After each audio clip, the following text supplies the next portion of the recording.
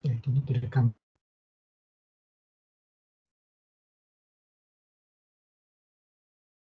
Bahwa geokimia adalah the law, jadi hukum-hukum yang mengatur distribusi unsur-unsur kimia dan isotopnya di seluruh bumi. Jadi memang sekarang sudah berkembang tidak hanya bumi tapi termasuk planet, jadi antariksa. Ya. Definisi memang geo itu dulunya memang hanya bumi, tapi kemudian dengan kemajuan teknologi ini berkembang sampai di luar angkasa juga. Ya. Nah, apa maknanya adalah bahwa we are interested in understanding the different ways in which element move. Jadi ada pergeseran-pergeseran atau perubahan-perubahan unsur-unsur itu, baik itu di core, ya, mantle, crust, di kerak bumi, maupun juga di lautan, ya, di sedimen, di udara, di angkasa luar, space, dan juga di planet lain. Jadi ada movement, ya, ada pergerakan dari unsur-unsur itu, ya, karena penyusun material bumi adalah ya unsur-unsur kimia, ya. Itu yang kita sering lihat ada luncuran magma, ya, lava di Merapi umpamanya. Nah, itu adalah satu contoh pergerakan, ya, unsur-unsur dari dalam bumi keluar sampai ke permukaan, ya.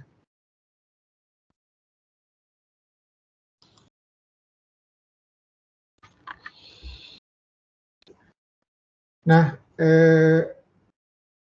field geochemistry itu memang luas, ya. Ini mungkin kelemahan kita tidak bisa mengembangkan bidang ini adalah ini memang harus cakupannya luas, dan memang kalau teman-teman dari geologi atau geofisik itu pun juga seringkali kalau kita lihat paper-paper mereka biasanya adalah hanya tim dari luar negeri, ya. Jadi mereka yang dari luar negeri yang punya dana, yang punya metode, mereka kerjasama untuk ke lapangannya gitu, ya. Nah, jadi memang kajiannya memang skala besar untuk samplingnya, kemudian berbagai macam unsur yang harus dianalisis, gitu, ya. Sehingga itu memang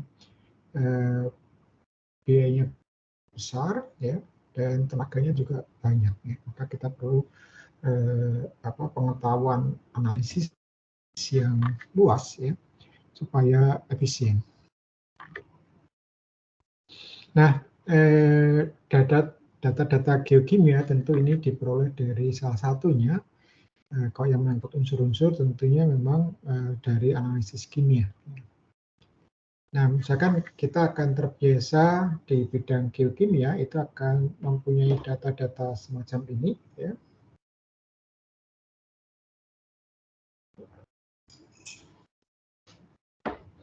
Jadi ada semuanya dalam bentuk oksida, ya. SiO2, TiO2, dan sebagainya ini adalah dalam persen. Ini unsur-unsur yang makro, ya.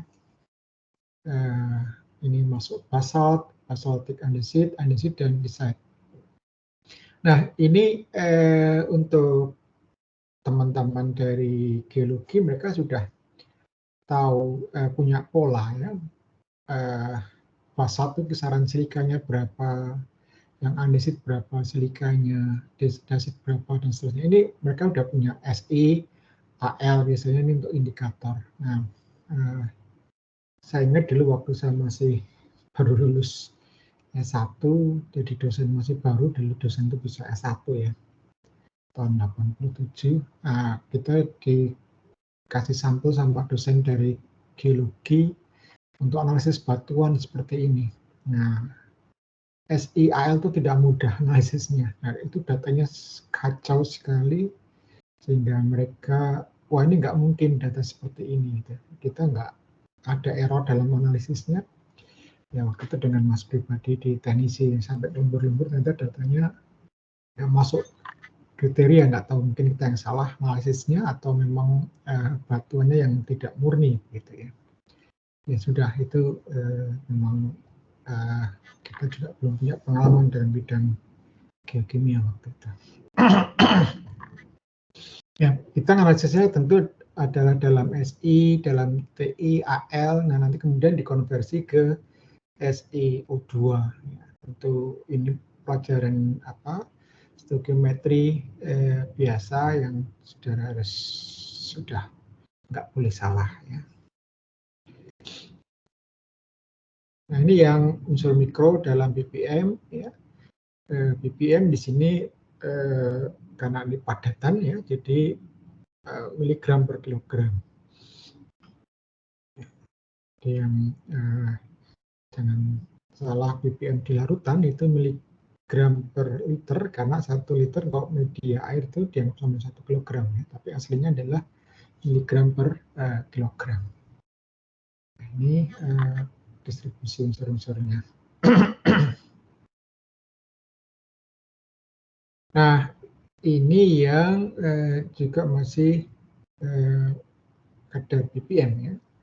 Ini yang jenis-jenisnya, kemudian ini distribusinya. Nah, ini pekerjaan untuk memberikan data yang lengkap ini memang ini total analisis ya, tidak bisa hanya dengan permukaan, dengan X-ray percent itu biasanya tidak akurat.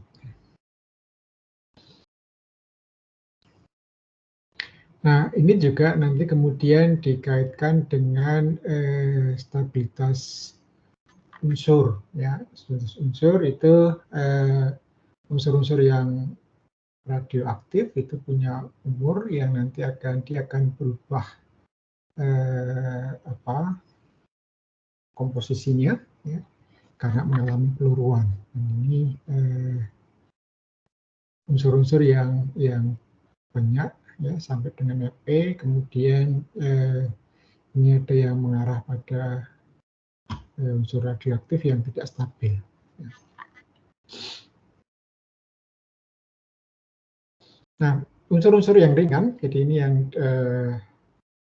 distribusinya, yang ini unsur-unsur yang ringan yang sebelah kiri itu jauh lebih banyak ya kelimpahannya dibanding unsur-unsur yang berat. Kemudian yang genap ini karena ini lebih stabil ya, jadi proton dan neutronnya saling menstabilkan di intinya, itu dia juga lebih banyak dibanding yang odd, karena yang odd ini banyak yang bersifat radioaktifnya ini yang di daerah yang beratnya, yang radioaktif di daerah yang berat. Kemudian abundance peak close to Fe di besi ini termasuk yang pelimpahannya tinggi ya, jadi di daerah 56 ini berat atom ya.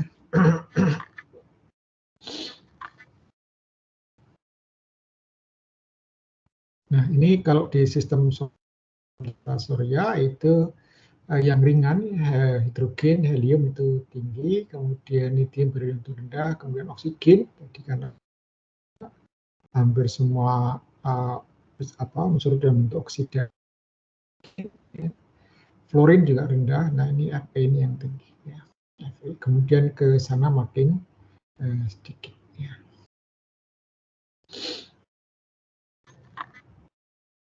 Nah, kalau kita melihat bumi khususnya ya, di dalam ini juga masih panas ya, masih cair ya, kemudian akan terjadi ya yang padat, kemudian campur lagi jadi cair gitu ya. Nah, ini ada yang kemudian ada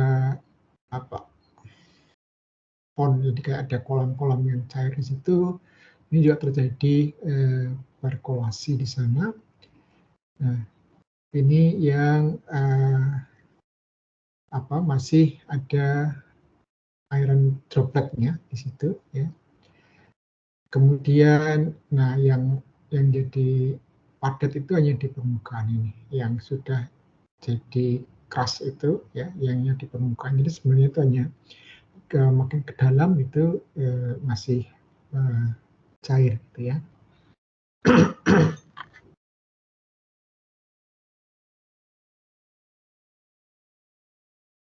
Nah, jadi dalam geokimia ini kita perlu mendapatkan data-data geokimia. Ini yang nanti tugas kita sebagai analis itu adalah kalau kita kolaborasi penelitian bersama, maka kita bagian mensuplai data. Ya. Jadi memang mungkin yang hipotesis besarnya itu yang pegang dari geologi gitu ya.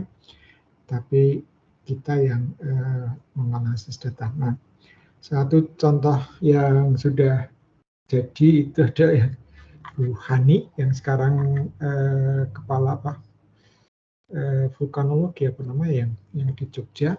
Itu dulu S3-nya itu kolaborasi antara geofisika dengan kimia. Ya. Jadi dia background-nya kimia, kemudian bekerja sama dengan geofisika untuk meneliti Gunung Kelut waktu itu. Ya, salah satu yang bukan pembimbing, tapi hanya waktu itu pernah mendiskusikan tentang data. Gunung Kelut tahun berapa yang terakhir meletus yang sampai ke Jogja itu 2014, nggak salah ya. Nah itu waktu itu masih erupsinya masih di kawahnya, ya masih ada gunungan itu waktu Wuhan itu penelitian. Jadi jenis batuannya mengapa dia tidak langsung keluar tapi membeku di kawah gitu ya. Nah kemudian baru kekuatan besar yang menghempaskan gunungan material itu sampai ke Jabar bahkan ya. Nah, itu penelitian-penelitian aspek kimia dari material gunung berapi. Kemudian mengenai major and trace elements, art structures and geochemistry, cosmochemistry and element abundance. Nah, ini kita bisa menggunakan percent, kemudian nanti ada norms, ya, magmatic series, dan diagram with major element. Ini akan jadi banyak kita jumpai di paper-paper geokimia. Nah, metode yang paling banyak dipakai adalah metode X-ray, ya, spectrometry, X-ray, dan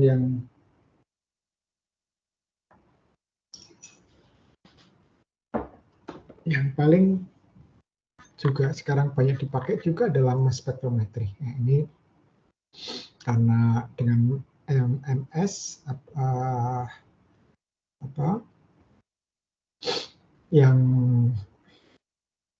terbaru itu bisa multi analisis, ya, multi elemen maksudnya. Ya.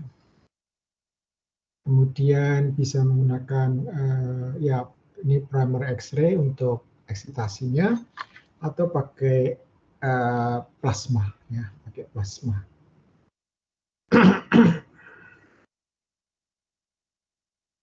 Jadi yang X-ray fluorescence ini yang paling sederhana dan mati memang praktis gitu ya. Kemudian ada ini yang ICP, ya. Inductively coupled plasma, ini pakai basisnya dia plasma, biasanya plasma argon. Nah, ada dua tipe plasma ini ICP, ada ICP IS atau OES ya. IS itu atomic emission, kalau OES itu optical emission, sama maksudnya. Ya. Jadi kenapa pakai ICP? ICP itu lebih tinggi dari flame ya, yang AS ya, temperaturnya, sehingga unsur-unsur itu mudah ke tingkat excited stage ya, tereksitasi, kemudian ketika turun ke ground state itu akan jadi emisi. Yang diamati adalah emisinya. Nah, yang kedua, yang ICP-MS itu adalah yang tidak hanya sampai excited, tetapi sampai ionisasi, jadi sampai melepaskan elektron. Nah, karena ion itu, maka dia bisa dianalisis dengan MS. Karena MS itu adalah menganalisis ion dalam fase gas. Nah, Yang LA, LE ini cocoknya memang untuk batuan. Ya. Jadi laser ablations ICP-MS. Ya. Jadi padatan batuan itu ditembak dengan laser, maka akan terjadi partikel-partikel, ya. Kemudian nanti akan masuk ke ICP dan terjadi ionisasi masuk ke MS. Ya. Jadi keuntungannya tidak perlu preparasi, tidak perlu dilarutkan, ya. Dan juga reformation juga tidak perlu dibuat larutan.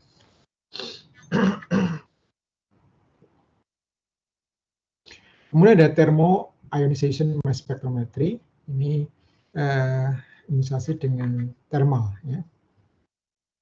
Kemudian ada SRIM, high resolution ion microprobe, ya, yang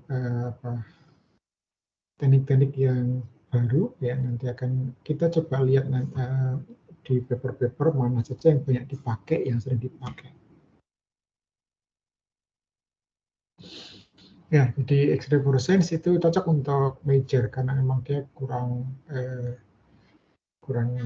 sensitif, ya. Terus beberapa bisa, kemudian ini keuntungannya adalah murah dan robust, ya. Ya, robust itu apa? Sebenarnya handal, ya, tidak terlalu ringkih dan mati, sangat tergantung pada kondisi begitu. Jadi dia mudah jadinya. Yang microprobe ini bisa in situ dan untuk major, dan ini masuk murah. ICP-IS ini justru untuk yang beberapa, karena tidak semuanya mudah di ke emission, ya. Dan ini sudah digantikan oleh ICP-MS. Ini yang cocoknya juga untuk yang trace, ya. Ini sudah jadi standar gitu, ya, karena ini lebih akurat. Nah, ini LE ini bisa in situ, artinya bisa di lapangan langsung, ya. Kalau ada alatnya yang portable gitu, ya bisa langsung batuannya langsung di ICP-MS. Itu bisa, MS itu bisa beda ampersandnya, itu bisa teramati isotopnya. Ya. Increasingly popular, expensive, robust one setup, lot of potential for isotopnya.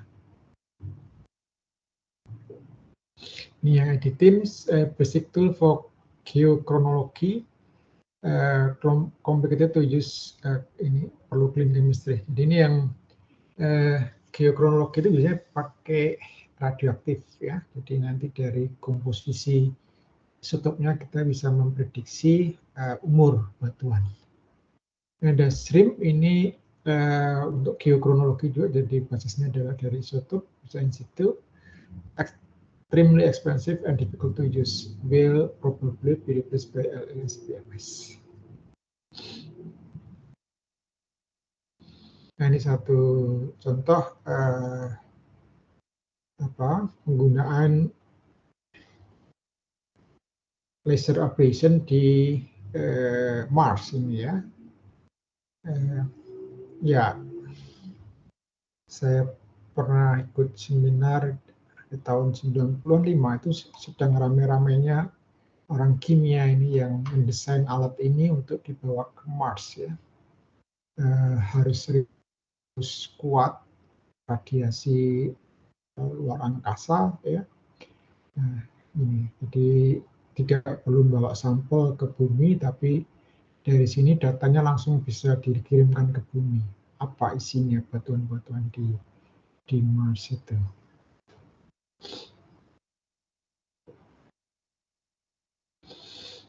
Nah, jadi ini contoh hasil analisisnya. Silika paling banyak, kemudian alumina, ya, ada besi cukup banyak. Ini ada besi 2, besi 3, Mg juga, MgCa juga besar. Ya. Nah, ini totalnya harus ketemu yang berkat 100 ini juga tidak mudah, ya. Kalau kita pakai analisis batuan mencapai 100% itu nggak mudah. Jadi maka ini perlu skill tinggi. Ini yang PVM, yang kalau ini sangat kecil dibandingkan ini. Ini radiogenic isotope ratios, ini ada 87, 86 SR rasionya. Kemudian isotope rasio 18 dan sebagainya. Jadi ini sampai ke distribusi isotopnya.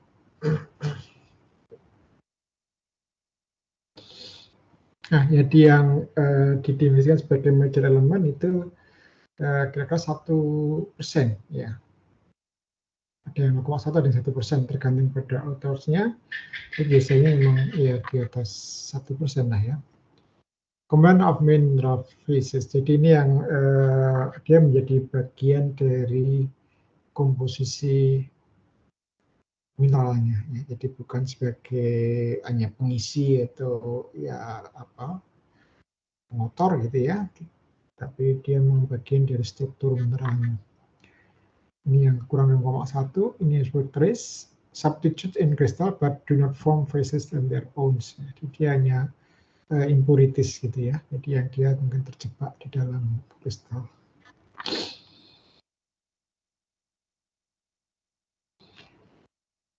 The above definition means that major and traces will behave in different ways. Major control by mineral stability limits. Nah, jadi ini kalau kita lihat tadi dari fasa cair ya. Jadi kalau kita lihat magma atau apa yang keluar dari bumi itu kan masih cair. Nah, kemudian ya berlaku diagram P dan T. Kalau di dalam bumi itu tekanan tinggi, temperatur tinggi. Nah, ketika terbuka ke permukaan bumi, tekanannya 1 atmosfer, temperaturnya juga mulai turun, ya, maka akan ada perubahan fasa dari cair menjadi padat. Nah, ini nanti tergantung pada titik beku dari masing-masing mineralnya. Traces itu independent or partially independent, ya. Conceptually, some elements could be major in some system, traces in other. Ya, jadi tergantung juga mineralnya. Jadi ada yang di satu sistem dia major, di tempat lain, di mineral lain dia hanya trace saja.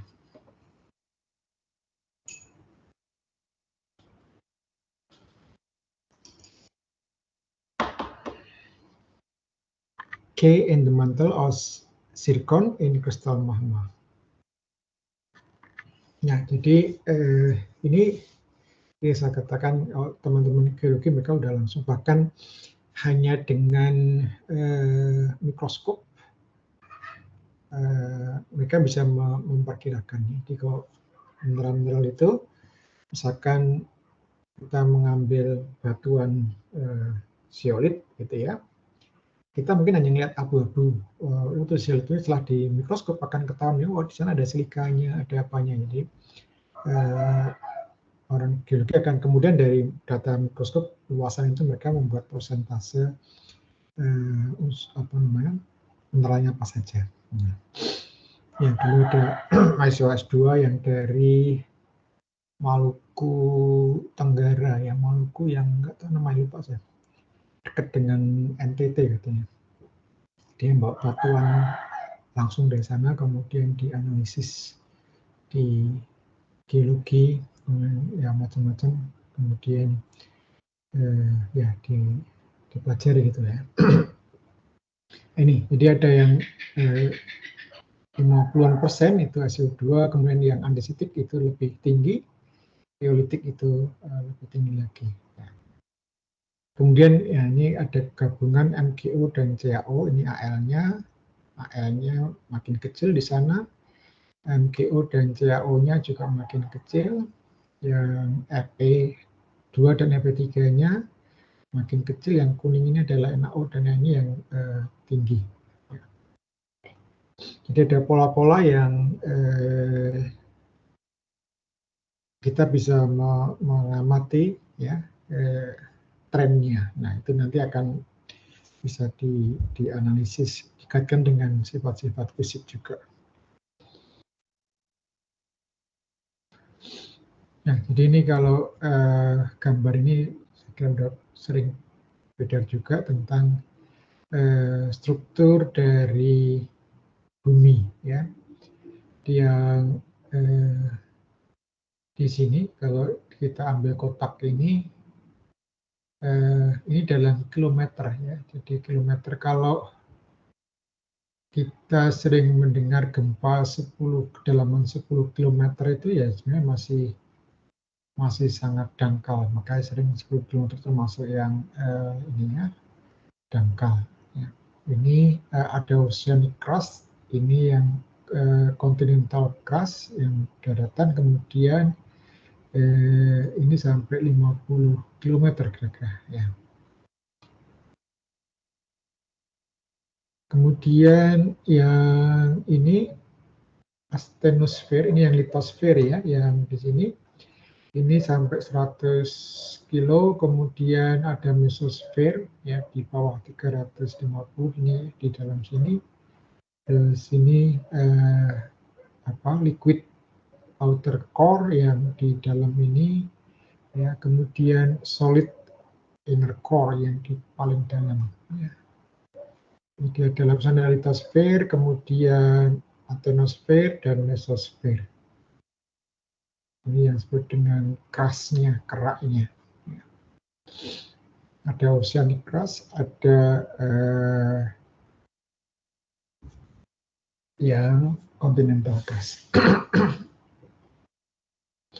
Jadi yang mesosfer itu panas tetapi stronger due to high pressure. Pressure-nya dari apa? Ya dari berat, ya. Tekanan dari massa yang di atasnya itu. Ya. Ini yang asthenosfer itu hot, weak, plastics. Ya. Jadi yang sampai angka 1 sampai 250.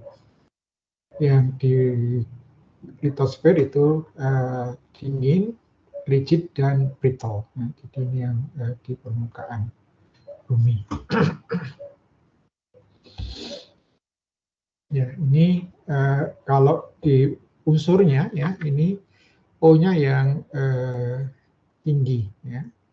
Kemudian silika lebih banyak yang di crust, ya. Kemudian Al. Jadi yang berbeda adalah Fe.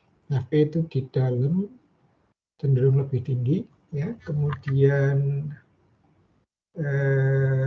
Mg juga di dalam mantel itu yang lebih tinggi pada di crust-nya, ya. Di keraknya. Yang di core itu Fe yang paling tinggi, ya.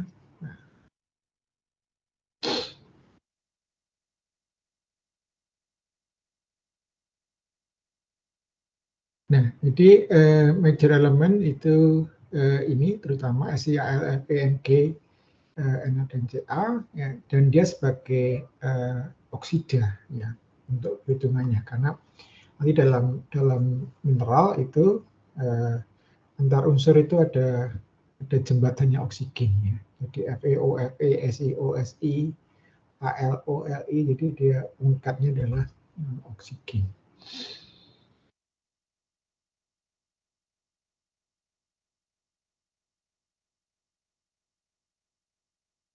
Nah, ini persen berat ini memang tidak konsisten dengan struktur atom, ya, karena formula mineral itu tentu dalam mol, ya. Nah, ini kalau untuk orang kimia mungkin tidak masalah. Kalau saya itu berarti ya keterlaluan, ya. Jadi konversi dari berat ke mol itu tentu tidak masalah. Tapi untuk teman-teman dari geologi atau non kimia, mereka harus diberi rumus konversinya, ya. Diminta untuk menjabarkan itu akan sulit, ya. Nah, dulu waktu kimia itu sejarahnya dulu kimia murni, ya. Kemudian lama-lama kan akhirnya berhubungan dengan bidang-bidang lain, entah dengan teknologi pangan, dengan pertanian, dengan lingkungan dan sebagainya, dan itu sering kita menemukan cara-cara analisis dari teman-teman di bidang lain itu yang mereka langsung rumus gitu. Nah, mahasiswa kimia malah kebalik mengikuti rumus itu. Ketika diminta menjabarkan nggak bisa. Nah, ini yang tidak boleh ya. Kimia harus bisa menjelaskan dari mana rumus itu. Kalau nggak bisa ya bedanya apa dengan yang kimia. Kita kan itu ilmu kita gitu ya. Nah, jadi molecular weight itu massa per number of mole, atau number of mole itu massa per molecular weight, yaitu rumus dasarnya.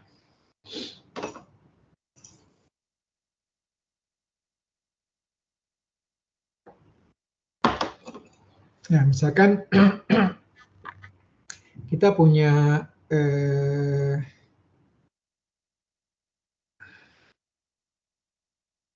Na, Al, Si, 3O8. Nah, kalau di ini Si itu 8 ya, massa atomnya ini 26,98 atau 27 ya, 40, 22,98 dan 16. Kalau dijadikan SiO2 maka ditambah 32 jadi 60. Ini Al2O3 jadi 101,94, CaO tambah 16 jadi 56, Na2O jadi 61,98. Nah, ini berat molekul ya sebagai oksidanya.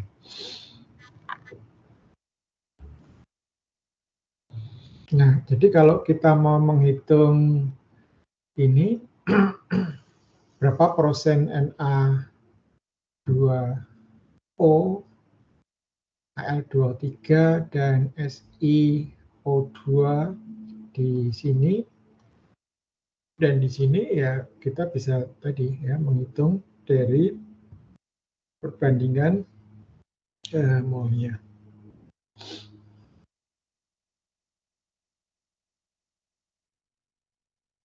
What is the atom formula of this rocks? Ya, jadi kalau kita punya seperti ini, ya, ini komposisi persen beratnya. Ya. Kemudian berarti kita harus menghitung ke molnya, terus nanti dicari komposisinya.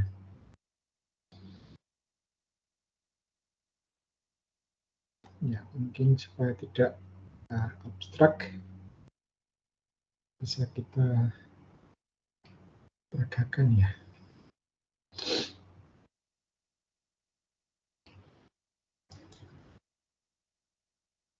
Kita buka Excel dulu.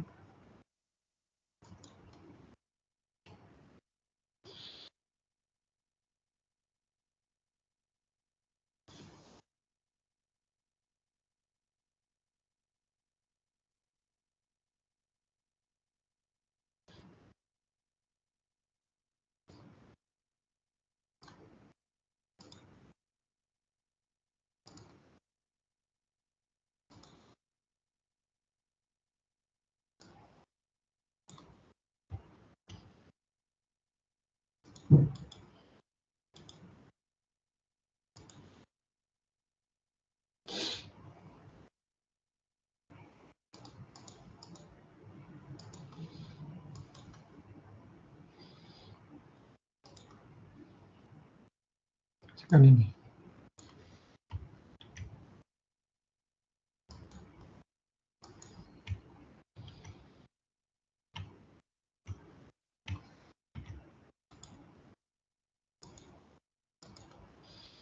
Ca berarti di sini adalah CaO, kemudian Al2O3,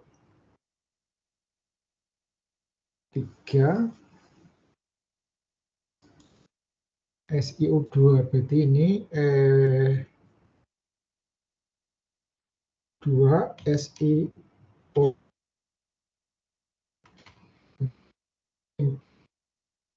satu udah cocok ya. Berarti ini ya kalau 1 mol ini sama dengan CaO-nya itu ya. Al2O3-nya sama, karena ini Al2, jadi sudah Al23. Al2O3-nya adalah ini, 101. Terus 2 SiO2-nya berarti 2 kali SiO2. Nah, jadi ini adalah kalau perbandingannya kan 1 mol banding 1 mol banding 2 mol. Ya. Ini sekian gram banding sekian gram banding sekian gram. Kalau ini di total 278 ya. Berarti perbandingan beratnya adalah itu dibagi 278. Ini kita beri dolar. Kalau kita buat persen, jadi gitu ya, 20% CaO, 36,6% Al2O3, dan 43,2% SiO2. Nah, itu. Nah, ini untuk mengkonversi dari rumus molekul ke persen berat ya, persen weight percent. Ya. Nah, sekarang yang kebalikannya, kalau kita punya data persen beratnya,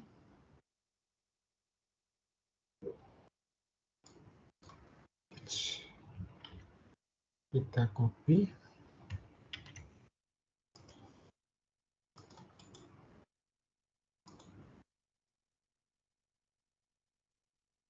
Ini adalah weight percent.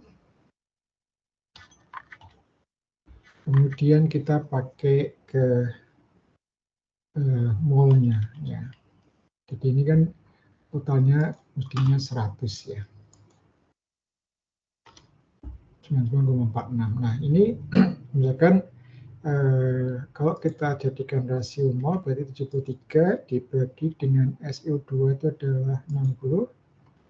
Kemudian Al2O3-nya adalah dibagi dengan Al. Kemudian CaO-nya dibagi dengan Ca. Nah, FeO-nya nggak punya ya. Sebentar. Na-nya ada. Na dibagi dengan, 2,6 dibagi dengan Na. Nah, sekarang kita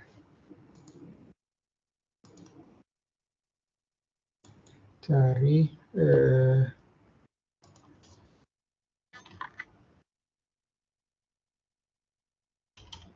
molecular weight of weight dari K2O 94,20. Ya, kita baca ini.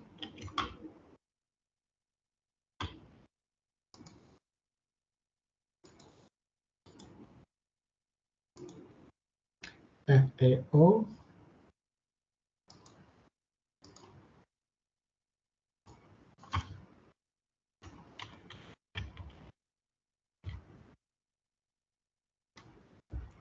tujuh satu koma 84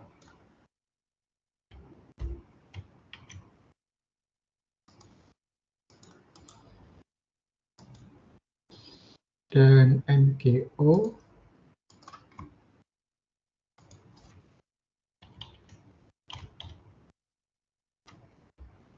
40,3644.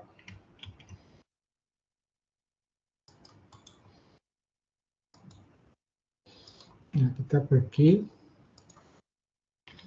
dengan berat molekulnya. Nah, sekarang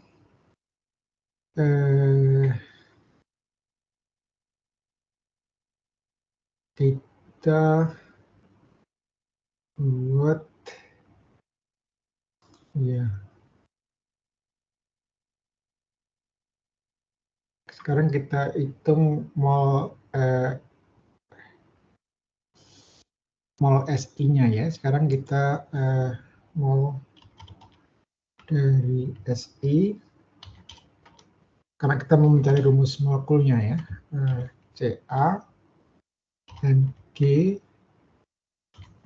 Fe, K, dan Na. Nah ini SiO2 itu ada 1 mol ya, jadi 1 mol Si di situ, jadi ini sama ya.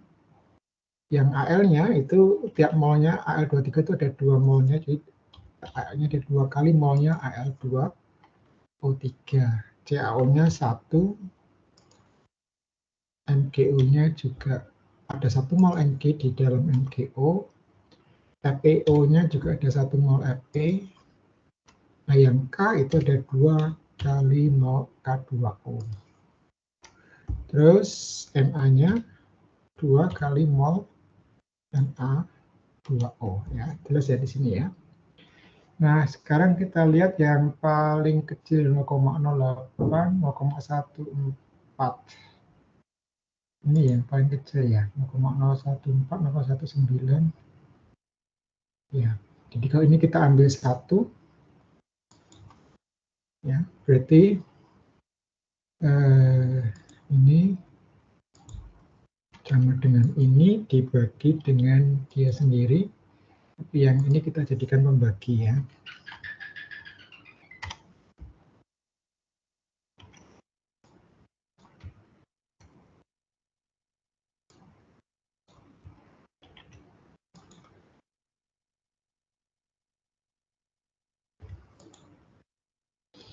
SI-nya besar sekali, 1,27. Ini kalau sama dengan kita bulatkan, round,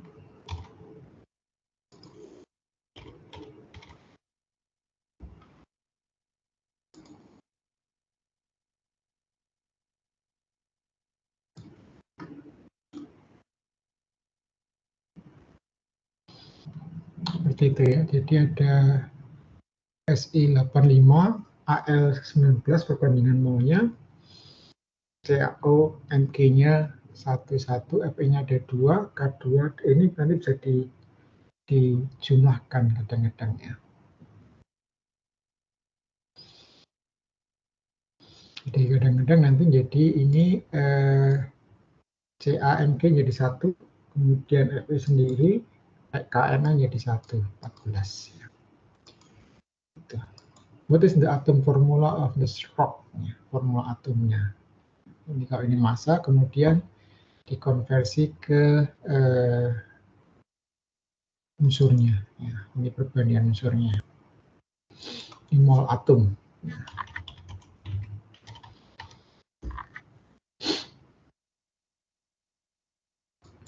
Perbandingan molnya. Yang mol atomnya yang ini adalah rasionya.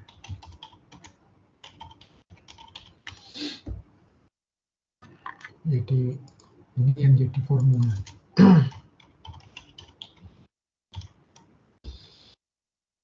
Baik, nah itu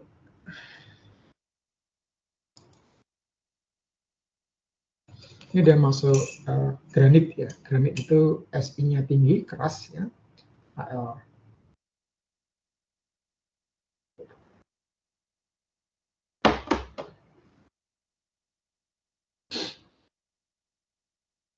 DNA Si3O8 gitu ya. In a feldspar Al, ya ini rumus-rumus yang dari observasi ya. Al sama dengan Na plus K plus 2Ca. Ya, di sini ada yang Al lebih besar dari Na plus K plus 2Ca. Jadi kalau begitu ada kelebihan aluminium ya, dikatakan sebagai per aluminus. Jadi aluminiumnya lebih besar dari feldspar yang rata-rata.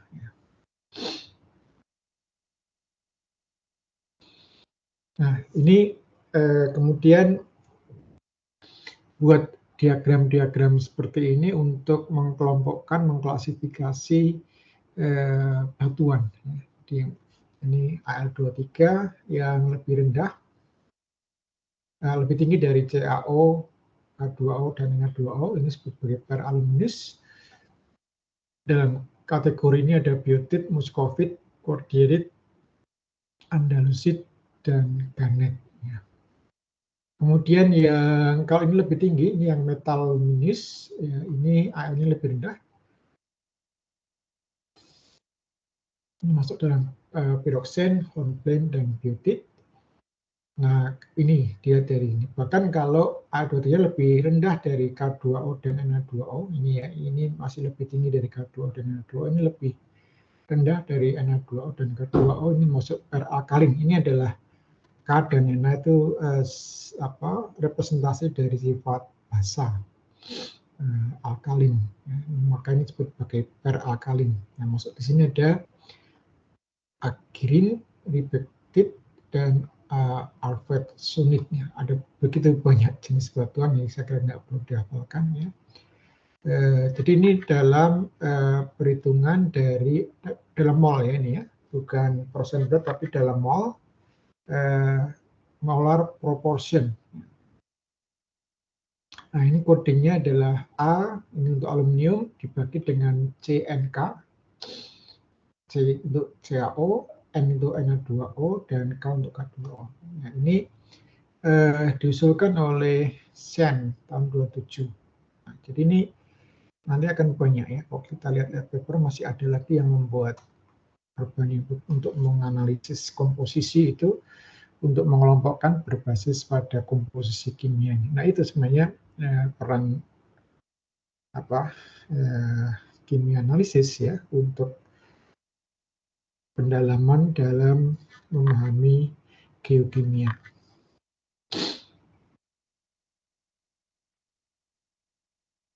Nah, jadi kalau di ini ACNK, A per NK.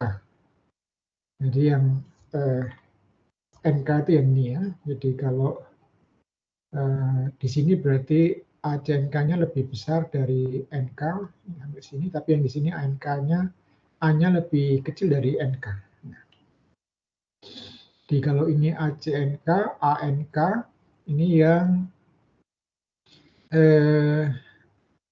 di bawah 1 itu berarti yang di sini ini ANK-nya lebih, ya ini bacanya adalah ini yang metaluminous, ini yang peraluminius, yang peralkalin. Jadi ini yang ANK-nya tinggi. Jadi yang ACNK-nya lebih rendah dari ANK. Yang di sini ACNK-nya lebih tinggi dari ACNK ya. Ini yang peraluminius tinggi, yang ini yang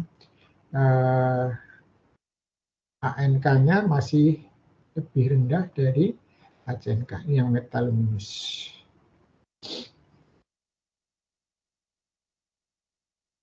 Nah, ada lagi yang Mg per Mg plus Fe, ya, kemudian Ca per Na per Ca, K per Na. Jadi ada banyak usulan ya untuk mencoba mencari perbandingan-perbandingan untuk mengklasifikasi ya. Jadi ada pola-pola lebih ke pattern ya. Not that almost use scatter numbers, not weight percent. Ya, jadi yang ini adalah mol ya, bukan weight percent. These pathologies are very close to weight percent are used to them. It might make more sense to switch pattern properties together, but not going to happen. Jadi yang masih banyak ya, yang ini yang non kimia masih mencoba membandingkan berbasis pada persen berat. Ya, tapi yang lebih mudah dipahami adalah kalau berbasis mol. Jadi dari persen berat, dari analisis itu memang masih dalam persen berat, kemudian dikonversi dulu ke persen mol atau perbandingan mol. Nah, Kemudian yang kedua yang disebut dengan norm itu adalah a way to link major element with mineral proportions. Ya. Jadi normative composition yang ini adalah mineral proportion collected from chemistry. Norms are a way to compare rocks with different mineralogy, whether they are more informative than the plain analysis. For example, the ones extremely popular but are getting out of fashion. Nah, jadi ini sebenarnya sudah mungkin sudah mulai tidak digunakan lagi. Nah, ini yang jadi CIPW itu adalah Cross Eddings, Person, and Washington. Jadi ini unsurnya ya. Yang normatif mineral itu ada quartz, feldspar, ini ada pengelompokan gitu ya, pyroxenes, kemudian olivines, corundums, dan sebagainya. Nah, ini yang kelompok besar dari cara mengelompokkan mineral.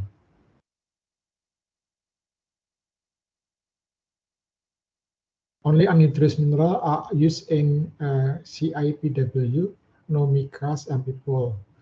When making norms, feldspar are constructed first or early. They are the major component of igneous rocks. Many things are therefore by comparison to the FSP.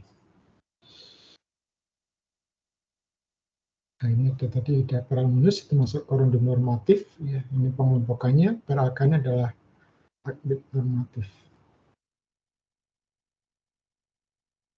If there is not enough silica to build feldspar, unsaturated rocks ini ada, jadi kalau tidak cukup silika, artinya silikanya kurang, maka akan menjadi olivines, quartz, dan feldspatoid dan quartz. Yang banyak alkali, yaitu yang Na dan K-nya tinggi, unsaturated not enough. Jadi yang dikatakan tidak jenuh itu kalau kurang CO2-nya tidak mencukupi dalam feldspar. Nah, ini kemudian ini SiO2, ini yang SiO2-nya rendah, yang SiO2-nya tinggi, ya. Yang kemudian ini adalah alkalinya, Na dan K-nya.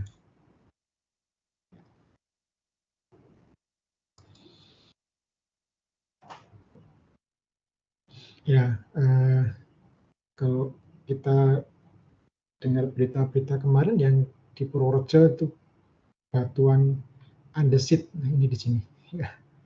Batuan andesit yang ditambang itu ya. Jadi kita jadi perlu tahu juga apa tuh andesit itu. Nah, di sini dia masuk silikanya yang 60% ya. Kemudian yang rendah silika itu ada basalt, ada basaltic andesit, kemudian ada petrobasalt. Ini yang tinggi ada ductite, yang paling tinggi adalah rhyolite. Kemudian makin ke atas itu alkalinya makin tinggi, makanya sebagai ultra basic ya, alkalin yang sampai 15%, kemudian yang basic di sini yang artinya silikanya sudah naik ya. Ini intermediate. Terus yang asidik itu berarti silikanya yang tinggi tapi NaK-nya rendah. Nah, ini pengelompokan dari batuan dari kadar silika dan Na dan K-nya sebagai basa.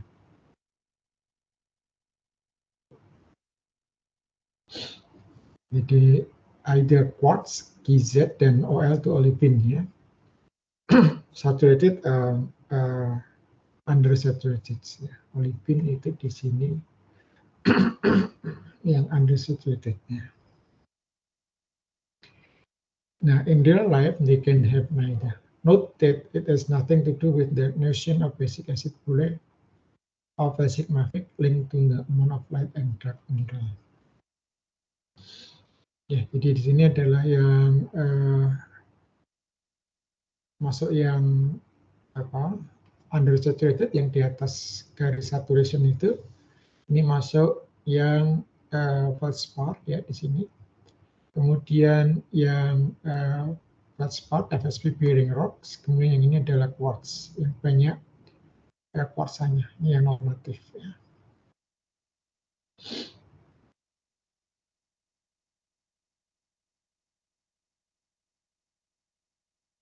Ya, ini yang basic karena banyak NaK-nya, yang sini acid karena kurang Na dan K-nya. Ini masuk mafic, kemudian basic itu yang silikanya tinggi. Ini disebut undersaturated, makin ke sini silikanya makin kecil, makin ke sana makin banyak silikanya. Di dasarnya dari silika. Nah, ini kemudian kalau ini SiO2 ini sama ya tadi ya. Ini sebenarnya nanti kalau kita punya chemometry itu bisa memisahkan, mengelompokkan. Ini yang subalkalin karena NaK-nya rendah, yang ini yang alkalin yang Na dan K-nya tinggi. Nah, ini kemudian mapping lagi SiO2, Na, dan Fe. Nah, nanti ada grouping lagi di situ.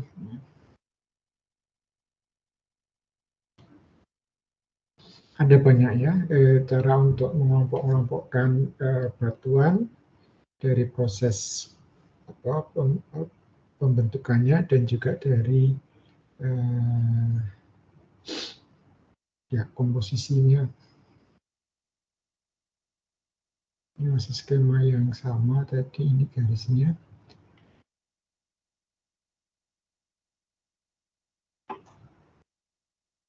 Ini AFM itu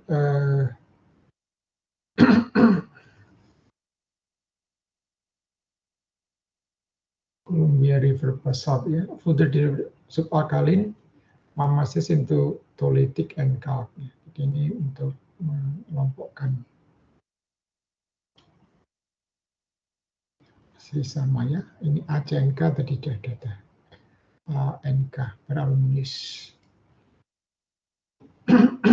Jadi yang alkali tentu high contents, alkalinya, kemudian Fe rich, ini yang FMG, terus ini yang metaluminous atau peralkalin yang Al-nya tinggi, low to moderate, yang low, tholeiitic, kemudian ini yang Fe rich, Mg rich, kemudian aluminius, untuk aluminiumnya, kalau metaluminous tentu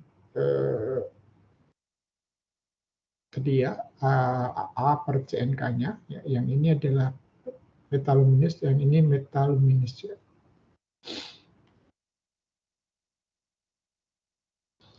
There may be some important difference between the three series. Ya. Jadi ini yang alkalin, tholeiitic, dan alkalin. Nah, kalsium, kalk, alkalin. Ya. Nah, jadi ini ada low K, med K, ini kaliumnya ya. Nah, dari data yang sama tadi, kemudian ini data dari African Rift, AFAR ya, jadi yang warna, kalau kita bisa bayangkan ada berapa banyak sampel yang diambil, kemudian diplotkan dalam map ini, ya. Maka akan masuk pengelompokannya. Ini ada yang sampel yang orange dan sampel yang hijau. Ini yang strongly alkaline yang di daerah sini. Yang ini mild alkaline yang di tengah.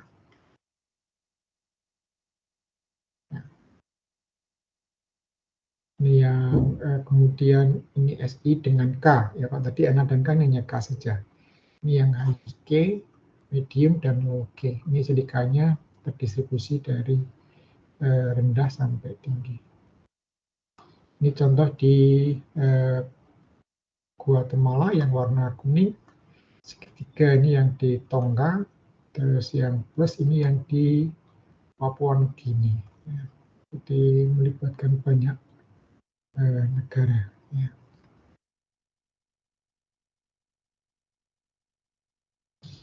Nah, ini major element K dengan Si. Ya. Low K, calc alkaline series, high K, Nah, ini yang pita-pita dari kandungan Si dengan K-nya.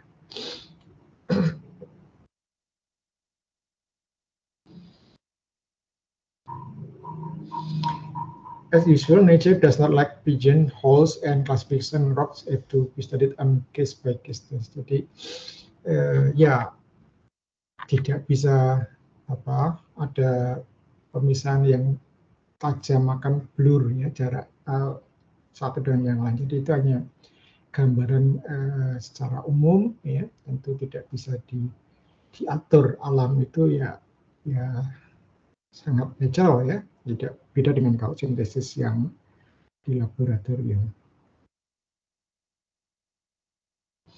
Nah, jadi ada banyak diagram untuk tadi menjelaskan jenis-jenis batuan. There is no rule forbidding to plot weather versus anything else, ya, whatever versus.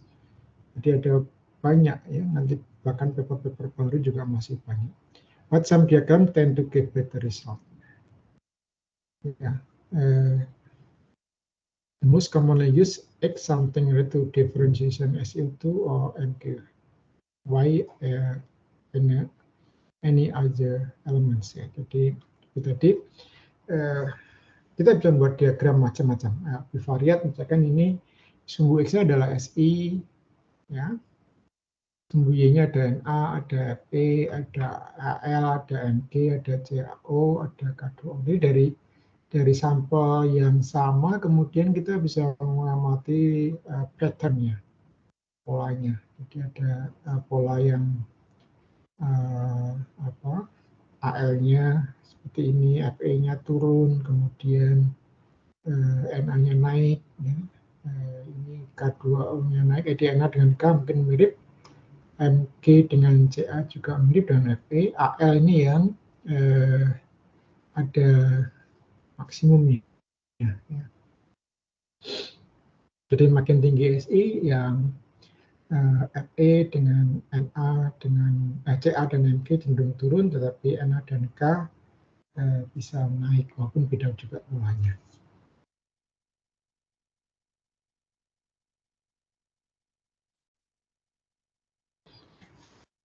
Differentiation not always move to the right.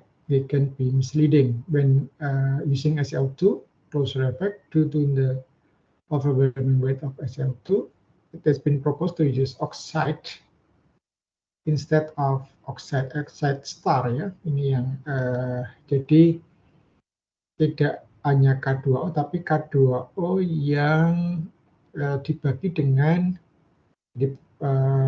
100 dikurangi jadi sisanya ya. Jadi kalau SiO2-nya makin tinggi, ini pembaginya makin kecil.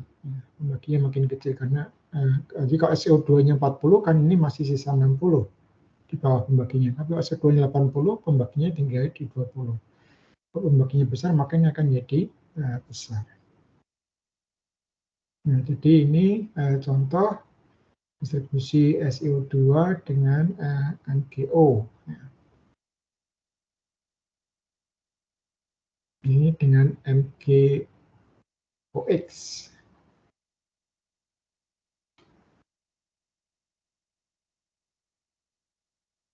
15, di sini angkanya 0,3. Jadi ini dibagi dengan tadi MgO star tadi ya. Ya, everything with Mg ini. Jadi ada banyak diagram ya, tend to work quite nicely. Ya. Ini yang dari normatif, kemudian naming rocks. Ya. Rocks already have perfectly well defined names IUGS classification. Therefore, why would you use another? Ya. Scheme, strongly weathered, strongly metamorphosed, dan QChem kit. Ini saya tidak bisa kita skip saja.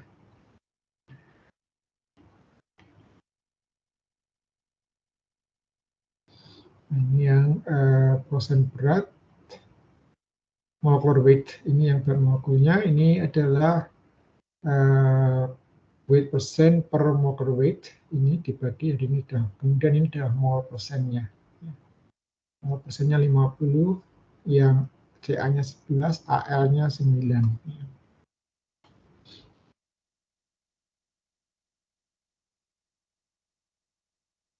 Nah, ini namanya biochemical plot to show the co-variation of element Pokemon that may give insight to mathematic process such as partial melting, magma mixing, country rock assimilation, condensation, fractional crystallization, atau crystallization differentiations.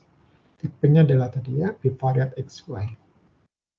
Ya, jadi ini patternnya yang sudah kita lihat tadi. Ini yang silikanya makin tinggi ya, dari kiri ke kanan. Also measure N mineral oxide abundance versus SL2 thought to be an indication of the evolved character of magmatic system. Liquid lines of descent, ya. Kemudian the daily gap real artifact the variations of SL2 based differentiation. Ya.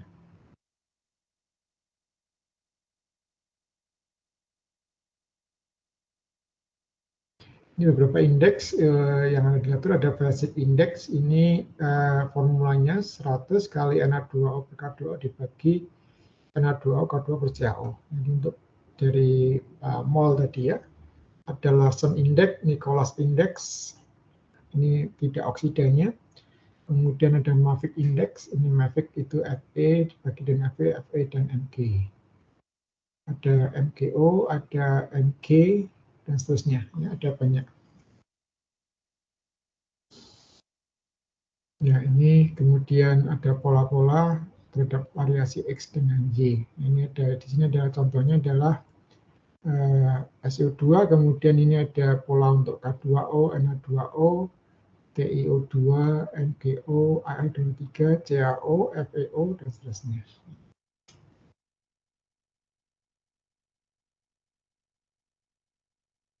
Nah, ini juga MgO dengan FeO. Ya, nanti bisa untuk mengklasifikasikan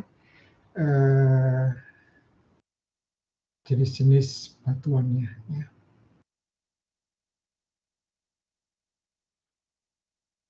Ini ada ini yang subalkalin, alkalin yang mirip-mirip tadi ya.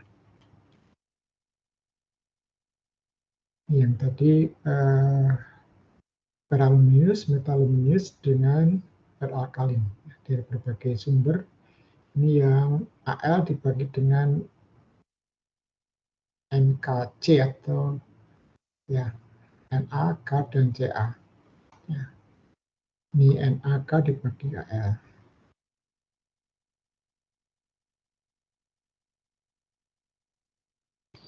Ya, itu untuk pengantarnya. Kemudian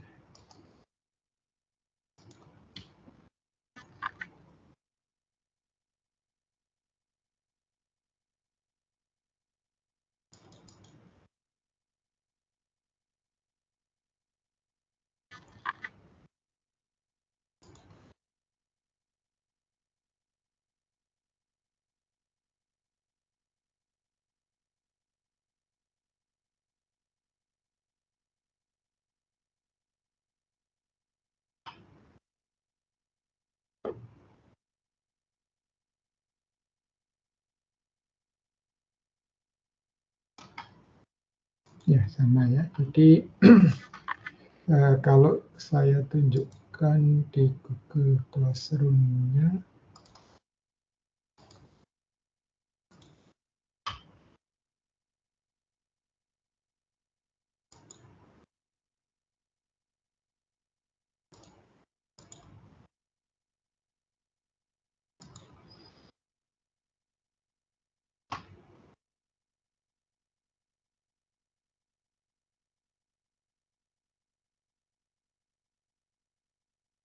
analisis geokimia.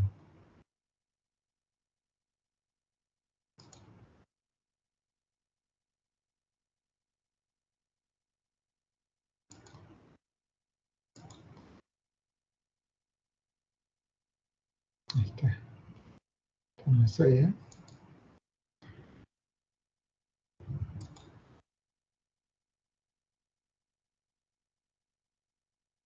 Ini video tahun lalu saya kira. Ini yang contoh hitungan persen Excel dalam atom ya.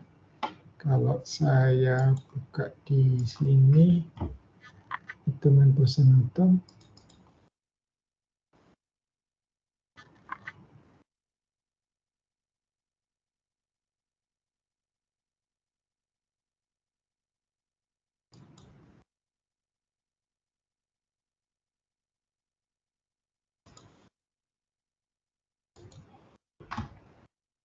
ini yang di Google Classroom ya. Jadi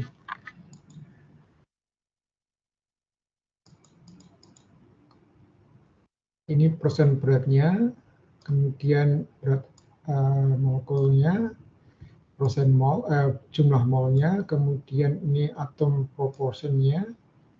Jadi kalau ini kalikan 2 ya, sudah betul. Terus nah ini perbandingannya O-nya adalah 2, 2, dan seterusnya O-nya, kemudian atom O-nya sekian, maka persen atomnya adalah sebagai SO2 ya, ini 17%, O-nya ada 59%. Ya.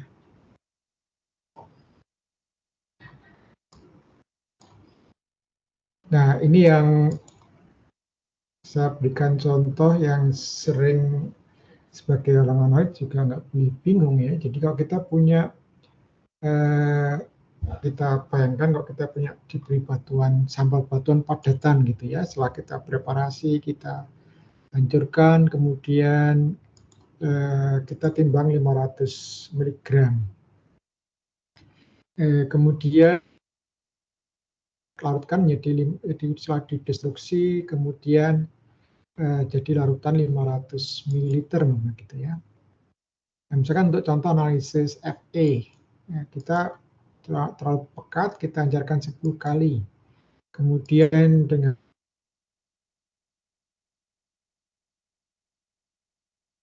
kemudian bagaimana kita menghitung persen Fa-nya nanti? Nah, jadi ini Fa-nya adalah konstelasi 4,7 ini dikalikan faktor pengencerannya dikalikan dengan volume sampel induknya, maka ini ketemu miligramnya. Jadi kalau ini saya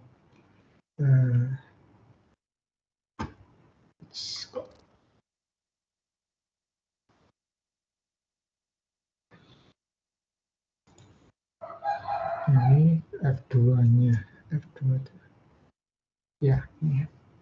C25 itu adalah ini ya, 4,7, C24 10, C20 adalah 500.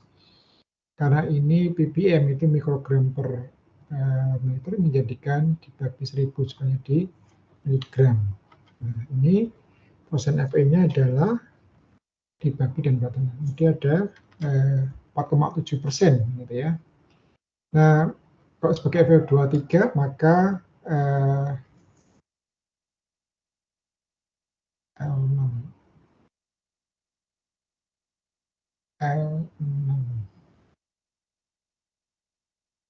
ya, di sini.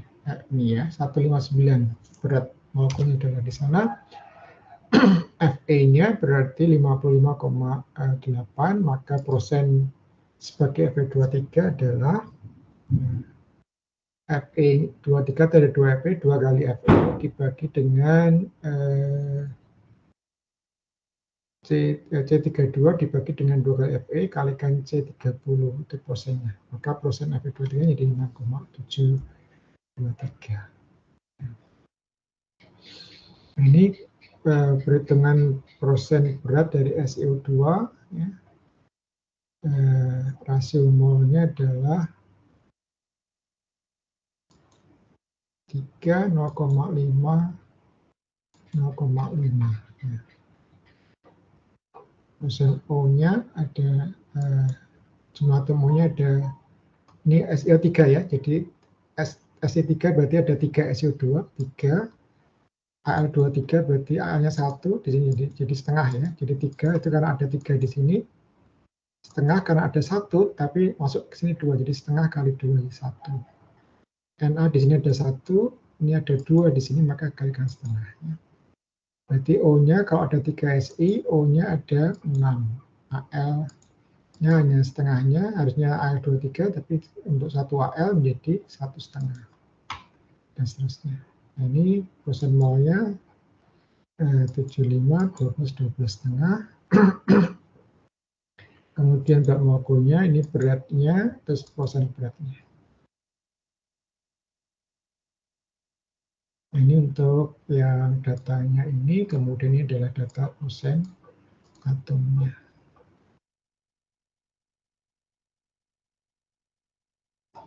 Nah, ini kalau contoh lain, kalau kita punya SiO2 batuan, beratnya 40%, ya kira-kira. Kita punya sampel 1 gram, partanya 1 liter. Maka massa SiO2 itu dalam larutan adalah, kalau 1 gram kan berarti 40% 0,4. Ya. Maka sebagai SiO2, massa Si-nya adalah hanya ya Si dibagi dengan SiO2 ya. Kalikan massa SiO2 0,18 sekian. Jadi ppm Si atau miligram per liternya ada 186,987. Kalau range misalkan ya, misal range linearnya adalah 0,20, maka kita harus mengencerkan sampai 10 kali. Supaya terukurnya 18,7. Nah ini maksudnya ketika kita punya sampel dan sudah tahu kisarannya, kita bisa mensimulasi kita butuh berapa gram sampelnya, butuh pengenceran, jadi tidak main coba-coba kira-kira gitu ya, tapi kita bisa mensimulasikan. Ya. Sebagai seorang analis ini harus bisa. Ya. Nah ini yang tahun depan ini ada kurikulum baru untuk S2. Jadi ini mungkin analisis geokimia sebagai mata kuliah mungkin terakhir tahun ini. Jadi kalau saudara tahun depan mungkin nggak bisa mengulang lagi, kalau mau, maka kalau bisa nanti nilainya nggak perlu diulang. Ya. Nah, mungkin bisa untuk kalau nanti ada kurikulum baru, bisa untuk praktikum ya, tugas sebagai seorang analis, misalkan diberi contoh batuan atau sampel batuan andesit gitu ya. Terus saudara secara berkelompok mungkin 2 atau 3 mahasiswa mengerjakan mulai dari menggerus, menghancurkan batuannya, kemudian melarutkan ya, sampai menganalisis katakanlah ya mungkin SiAl, ya Fe begitu ya. Nanti harus dibuat analisis membuat reportnya. Oke, saya kira ini ada di Google Classroom ya, silakan nanti dilihat.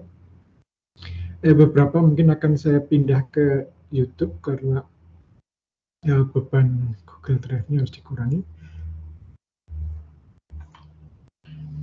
Ada pertanyaan sampai di sini? Baik, kalau tidak ada, tadi ada yang belum presensi? Saya buka lagi. Kok di sini baru 9 termasuk saya, berarti kurang 1.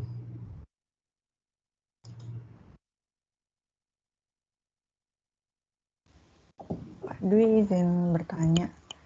Ya, silakan. Ya, untuk ranah analisis geokimia itu apakah hingga mencakup pengelompokan misalnya batuan tadi, atau hanya sampai ini nanti konsentrasi atau persen dari elemennya berapa seperti itu?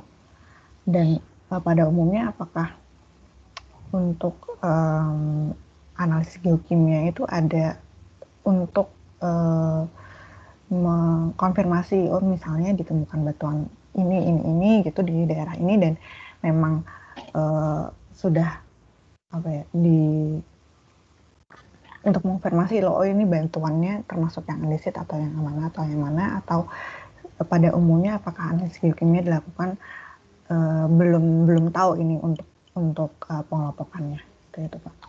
Ya, jadi sebenarnya teman-teman dari geologi itu mereka sudah bisa memprediksi ya, mungkin dari data tadi mikroskopinya, kemudian mungkin dari pengamatan fisiknya gitu ya, mereka udah tahu.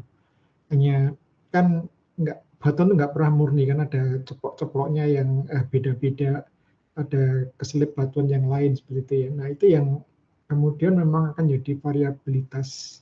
Kalau kita sebagai orang kimia biasanya ya itu dihancurkan bareng ya. Kita nggak sampai melihat secara mikroskopis terus dipisah-pisah yang warnanya beda kita bisa gitu ya. Nah jadi mengapa sering jadi penyimpangan mungkin itu yang kalau mikroskopi kan hanya di permukaan tapi di dalam kan tidak tahu gitu ya. Nah sebenarnya data kimia ini lebih banyak untuk mengkonfirmasi pengamatan ataupun kualitatif mereka gitu ya. Jadi untuk memastikan. Nah, sehingga kalau yang bisa ceritakan, kok menyimpang jauh dari estimasi mereka, ya mungkin mereka harus meninjau apakah mereka yang salah dalam menganalisis atau memang kita yang salah sebagai orang kimianya. Nah ini yang mungkin perlu duduk bersama seperti ya. Karena pengamatan ya mereka biasanya pakai slicing di lab iris tipis, kemudian dilihat di mikroskop. Nah itu kan biasanya tidak homogen. Ya. Nah itu yang kalau dianalisis kan kita hancurkan ya dihomogin, artinya campur itu jadi satu. Itu kalau pakai metode basah. Kalau metode X-ray fluorescence itu bisa ditembak di titik-titik tertentu sih. Jadi bisa kalau itu dikombinasi dengan mikroskopi ya mungkin bisa lebih akurat gitu ya, batuannya mana yang kita pilih ya. Jadi yang jelas tidak blank ya. Kalau kita ambil sampel kita blank, kita nggak punya gambaran ini batuan apa, tapi karena ini kan antar bidang ya geokimia, jadi kita memang mungkin kalau kita yang punya inisiatif analisis kita bisa minta cek dulu ke geologi ini batuannya apa, kemudian nanti kita bisa cari literatur atau kita minta pendapat mereka kisaran SI-nya berapa, AL-nya berapa, nah, nanti kita cross check dengan hasil kita. Ya biasanya memang yang baik kita harus punya standar ya, standar yang sama, apakah kita analisis kita itu betul atau tidak. Nah itu juga satu masalah, standar itu juga tidak banyak tersedia ya, dan cukup berat ya analisis itu. Kita pernah mau waktu akreditasi di lab itu dapat sampel dari bahkan ya lembaga akreditasi lab itu, mereka memberi data sampel yang terus diminta analisis, setelah dikembalikan ke sana ternyata beda jawabnya gitu ya. Di skill laboran kita memang ya, dan mungkin belum masuk ke situ. Maka kita harus kalau untuk mahasiswa untuk penelitian yang harus tetap ada cross check supaya data kita itu bisa dipercaya. Gitu. Ada lagi pertanyaan? Iya Pak, terima kasih. Baik.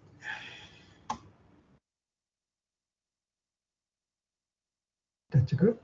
Oke, kalau tidak ada lagi maka saya kira sampai sini. Mungkin kalau minggu depan kemarin ada berita mau ada Zoom yang hilangkan UGM tapi belum sampai ke kita akunnya. Jadi kalau mungkin masih kita pakai ini Microsoft Teams ya. Baik, sampai sini, sampai ketemu minggu depan, dan tetap hati-hati ya, karena kalau di jalan masih banyak ambulan wirawiri, kayaknya ada indikasi memang Omikronnya masih tinggi ya. Oke. Sudah presensi semua? Oke. Iya, kalau nggak ada saya tutup sampai di sini. Terima kasih Pak Dwi. Iya, monggo-monggo. Yuk, selamat sore.